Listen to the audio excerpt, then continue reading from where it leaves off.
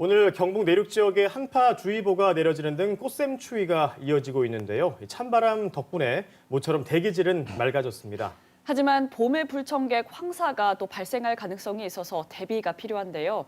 계명대학교 지구환경학과 김혜동 교수와 함께 자세한 이야기 나눠보겠습니다. 교수님 어서 오세요. 예, 안녕하십니까? 네, 반갑습니다. 이 황사, 흔히 봄의 불청객이라고 하는데 지난달에 유독 심했던 것 같습니다. 정말 무서울 정도로 대기가 뿌였었는데 대구 경북에서 11년 만에 황사 경보가 내려지기도 했고요. 이렇게 황사가 심해진 이유가 뭘까요? 예, 황사가 2011년도 3월에 한 4차례 온 적이 있는데요. 네. 그 이후에 최근 한 4년 동안은 황사가 우리 대구 지역에서는 관측이 되지 않았고, 근데 금년에 보면 황사 경보 수준으로 상당히 높게 이렇게 나타났습니다. 예. 그런데 그 이유를 생각해 보면 그 황사 발원지, 그 몽골 지역과 중국 접경 지역에 굉장히 넓은 사막 지역과 황토 고원지대가 있습니다. 그 지역을 다 합치면 우리 남북간 합친 한반도 면적의 약 4배 가까이 되는데 네. 그곳에서 그동안 겨울철에 강수량이 적고 해서 건조화 현상이 많이 진전이 되었고요. 그리고 저 북극권에 찬 공기가 내려오면서 이 돌풍이 거대한 돌풍이 발생했습니다. 예. 그래서 그 황사 발원지에서 흙먼지가 많이 발생이 되었고, 그리고 최근에 보면은 그 황사가 발생이 되어도 북한 지역으로 주로 가고 우리 남쪽 특히 한강 이남으로는 잘 오지 않았는데 금년 3월 달에 보면 북서기류가 발생을 하면서 그 발원지에서부터 대구로 한 4차례나 많이 내려왔습니다. 그래도 어제는 좀 비가 와서 오늘 공기질은 괜찮았지만요. 올 봄에 몇 차례 더 황사가 온다는 그런 가능성도 있다고 합니다. 어떻게 전망하시나요? 예, 보통 황사가 내려오는 게 과거 사례를 보면 4월과 5월에 가장 많이 내려옵니다. 네. 그런 측면에서 보면 3월에 황사가 많았으니까 원래 많았던 4월과 5월에는 더 많이 오지 않을까라고 우려할 수가 있는데요. 네. 실제로 뭐 기상청이라든가 우리나라 국립기상과학원에서 전망한 자료를 보면 다행히 4월과 5월에는 이 우리나라 특히 남쪽으로 내려오는 북서기류가 잘 발달하지 않을 것으로 좀 약할 것으로 이렇게 예상이 되고 있습니다. 네. 그래서 이 황사가 다시 3월 달처럼 많이 덮치는 일은 없을 것으로 이렇게 전망합니다. 심각한 황사는 없을 것으로 지금 전망을 하신다는 건데 예. 근데 요즘 황사가 계절을 가리지 않는 것 같아요. 지난 겨울에도 몇 차례 황사가 있었고요. 이렇게 황사가 연중 발생하게 된 이유가 뭘까요? 예, 과거에 70, 80년대 뭐라든가 그때 보면 황사는 주로 어린이날 경계로 해서 그 정도로 황사가 많이 발생을 했었습니다. 근데 최근에 보면 90년대 이후에 보면 6월에서 9월 사이, 즉 장마식이라든가 이 비가 많이 오는 그런 시절을 제외하면 10월부터 그 다음에 5월까지도 황사가 시도 때도 없이 많이 나오는 그런 현상을 볼 수가 있습니다. 근데 그 원인은 황사 발생 지역이 점점 확대되어 가고 있고요.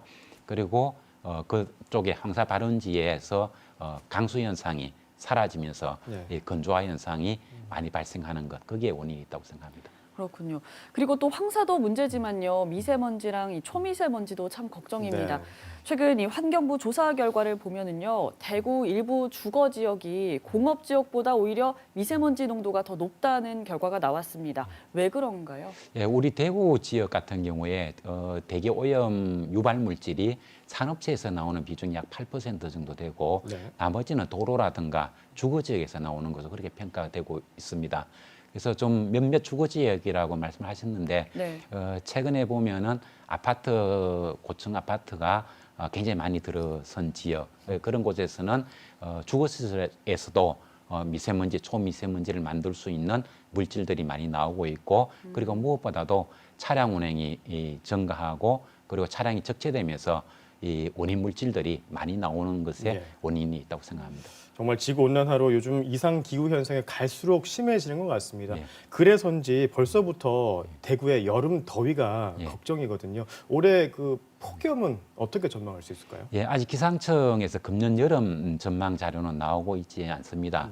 그렇지만 이 다른 나라 기상청이라든가 다른 기후학자들의 그 연구 결과 이런 것들 좀 종합해서 생각을 해보면 향후 3개월 동안에는 이 4월은 지금처럼 주말이 되면 비가 오고 주 초에 추웠다가 주 중반 이후부터 보면 좀 더워지고 하는 이런 날씨가 좀 되풀이 될 것으로 생각이 되는데요. 네.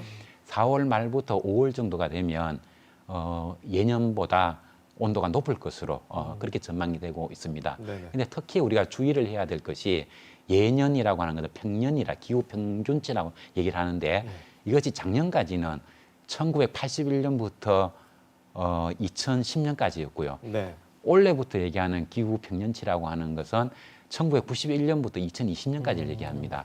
그래서 폭염 현상이라고 하는 것이 90년대 중반 이후부터 아주 심각해졌고 기후가 여름철 기후가 많이 올라갔기 때문에 평년 수준이다 이렇게 기상청에서 얘기를 하면 올여름 더위는 걱정 안 해도 되겠다 이렇게 판단하시면 안 되고 아 올여름도 덥겠구나. 예년처럼 많이 덥겠구나 이렇게 생각을 해야 되는데 금년 여름 특히 평년 수준보다 더 높을 것으로 예측하는 것이 일반적인 전망 자료이고 실제 그렇게 보입니다. 그리고 5월 달 되면 상당히 더울 것으로 생각이 되고 올여름 더위는 예년에 비해서 좀 더 빨리 시작될 것으로. 벌써 걱정이 되네요, 정말로. 네, 그래서 반가운 소식은 아닙니다. 네, 그러네요.